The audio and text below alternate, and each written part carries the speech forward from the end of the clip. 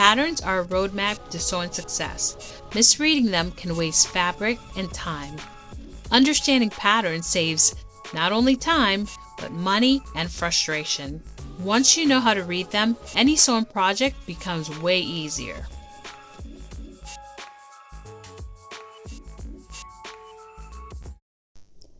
The brand and pattern number identifies the exact pattern if you want to buy it again or search online.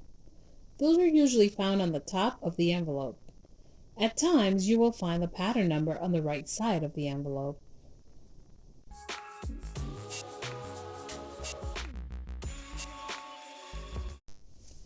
Size ranges can be found in the back of the envelope. There are multiple sizes that are computed according to body measurements.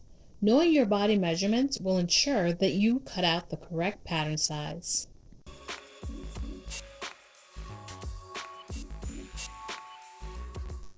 With nap fabrics have layouts with pattern pieces placed in the same direction.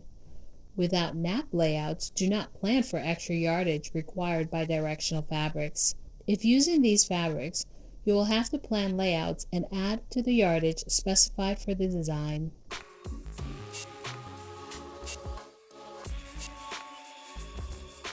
Fabric suggestions or fabric suitability.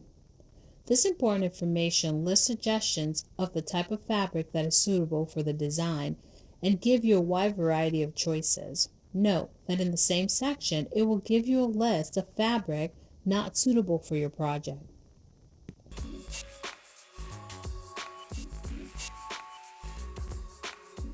Finished garment measurements refer to the actual dimensions of the garment once it is completed. These measurements are crucial for determining how the finished garment will fit on the body and are different from the body measurements.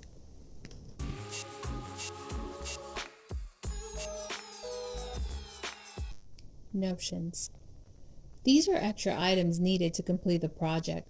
All required and optional notions with recommended sizes for your garment are listed here. They were chosen in the correct proportion to complement the design as featured.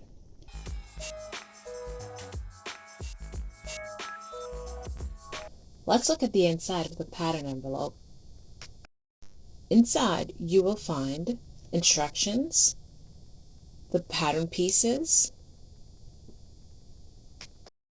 Each piece on the pattern sheet has markings and lines to guide you. The cut-in lines, the fold line, the green line arrow, and the seam allowance line. Cutting lines show you where to cut the fabric. Multi-size patterns have different lines for each size. A place on fold is usually marked. This means that the fabric edge must be aligned with the fold. You don't cut along this line. The grain line arrow indicates the direction of the fabric threads. Align the fabric grain to avoid stretching or distortion. The seam allowance line shows you where you'll sew relative to the edge of the fabric. It's usually 5/8 or 1/4 of an inch. There are notches and triangles. These small triangles along the cutting edge are used to match pieces together accurately when sewing. It can be single, double, or triple for different reference points. Dots or circles show you the important points like dart tips, pocket placement, button placement, or pleat points. Square or rectangles often indicate where to attach interfacing, elastic, or other reinforcements. And lastly, darts, pleats, and gatherings. Darts are stitch folds that shape your body. They are usually triangular shape on your pattern, while pleats and gatherings are folded fabric lines, often marked with lines and arrows that add fullness and style, like in skirts or sleeves.